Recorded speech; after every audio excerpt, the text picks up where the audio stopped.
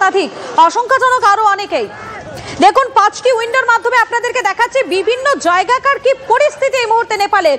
অলি সরকারের দুর্নীতিতে ক্ষুব্ধ নেপালের মানুষ, আর সেই ক্ষোভের মধ্যে আগুনে যেন ঘি ঢেলে দিয়েছে সোশ্যাল মিডিয়া ব্যান করার পর।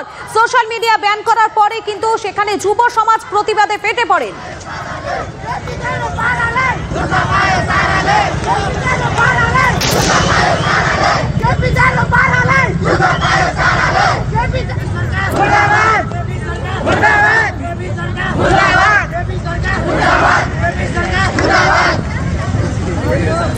গণবিদ্রোহের আগুনে জ্বলছে পড়শি দেশ নেপাল। সতর্ক রয়েছে এ দেশও।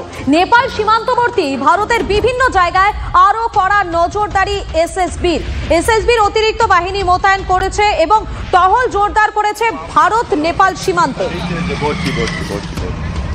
আমাদের সঙ্গে পানি ট্যাঙ্কি থেকে সরাসরি রয়েছেন আমাদের প্রতিনিধি প্রসেনজিৎ রয়েছেন। প্রসেনজিৎ, তুমি এই মুহূর্তে রয়েছো ভারত নেপাল একেবারে সীমান্ত এলাকায়, সেখানে আরো কতটা নজরদারি বানানো হয়েছে?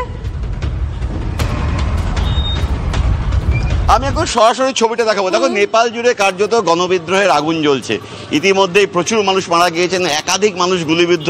এই 26টি যে সোশ্যাল মিডিয়া প্ল্যাটফর্ম, সেগুলোকে বন্ধ করার জন্য কার্যত গণরোষ নেপাল জুড়ে আছড়ে পড়ছে। আমি একবার যে ছবিটা দেখাই, এটা ভারত নেপাল সীমান্তে পানি ট্যাঙ্কি, যে সমস্ত গাড়িগুলো দুদেশের মধ্যে চলাচল করে এবং সীমান্তে এসএসবি পাহারা দিচ্ছে। নেপালের মানুষ যারা, তারাও কিন্তু প্রচুর মানুষ যাচ্ছেন নেপালে এবং আসছেন। দাদা, आप नेपाल में रहते हैं? नहीं, मैं इधर का। आप इधर का है। मैं थोड़ा इनसे बात कर लूँ। आप लोग नेपाल से हो? क्या नेपाल में आज क्या अचानक इतना एजिटेशन हुआ, इतना लोग, इतना इन लोगों का इनका खौफ, 26 जो प्लेटफॉर्म इनको ऑफ किया गया है, इतना लोग मारा भी गया है अभी तक, क्या चाहिए आप लोगों को? बोल पाएंगे कुछ? हाँ, बोलिए। अब ये फेसबुक ट्विटर सब बंद हो गया है ना, जिसके लिए बहुत लफड़ा हो रहा है नेपाल में। आप लोगों को क्या ये खुला रहना चाहिए? हाँ, खुला रहना चाहिए थोड़ा बहुत। गवर्नमेंट के इसमें नेपाल में कुछ करप्शन का चार्ज भी है? हाँ, करप्शन तो ज़्यादा ही नहीं नेपाल में। Okay, thank you. আমি দেখাবো যে মানুষগুলো যারা কিন্তু রোজকার নানা কার্যক্রমে ও দেশ থেকে এদেশে আসছেন, তারাও কিন্তু বলছেন যে সেখানে আচমকা কিন্তু এতগুলো প্ল্যাটফর্ম বন্ধ করে দেওয়া হয়। কার্যত তারা সমাজের থেকে অনলাইনে বিচ্ছিন্ন হয়ে যাচ্ছেন, যে কারণেই কিন্তু আজকে গণরোষ নেপাল জুড়ে আছড়ে পড়ছে। আমি দেখো প্রচুর টোটো লাইন দিয়ে আছে, এসএসবি চেকিং করছে। ঠিক এই যে মেচি ব্রিজ, এই মেচি ব্রিজের ও প্রান্তটা কিন্তু নেপাল সীমান্ত। আমি আরও একটু আগে যদি দীপান যেতে পারে, আর এই যে জায়গাটা আমরা এখন দেখাচ্ছি, এটা কিন্তু একদম মিডিল পয়েন্ট, যে পয়েন্ট দিয়ে উইদাউট পাসপোর্টে আমরা যাতায়াত করতে পারি। কিন্তু এসএসবি নিরাপত্তার প্রশ্নে কার্ডগুলো চেক করে যে আমরা ভারতীয় কিনা বা কোন দেশের নাগরিক, নেপালের কিনা। অন্য দেশের ক্ষেত্রে কিন্তু কিছু বিধি নিষেধ রয়েছে, কিন্তু শুধুমাত্র ভারত এবং নেপালের ক্ষেত্রে কিন্তু এই ছাড়পত্র রয়েছে যে দু দেশের মানুষজন বিনা পাসপোর্টে চলাচল করতে পারে। এবং যে ব্রিজ, এই যে দেখতে পাচ্ছ সামনে, এই ব্রিজ কিন্তু নেপাল থেকে মানুষজন আসছেন, এটা মেচি ব্রিজ। এই পথেই কিন্তু নেপাল থেকে ভারতের যোগাযোগ করা হয়। অর্থাৎ আমরা যে প্রান্তে দাঁড়িয়ে আছি সেটা যেমন ভারতীয় সীমান্ত, ঠিক সীমান্তের ওপারটা নেপাল সীমান্ত, যেখান থেকে কিন্তু মানুষজন আসেন এবং যে গাড়িগুলো আসছে দুই দেশের মানুষকে নিয়ে যাতায়াত করছে।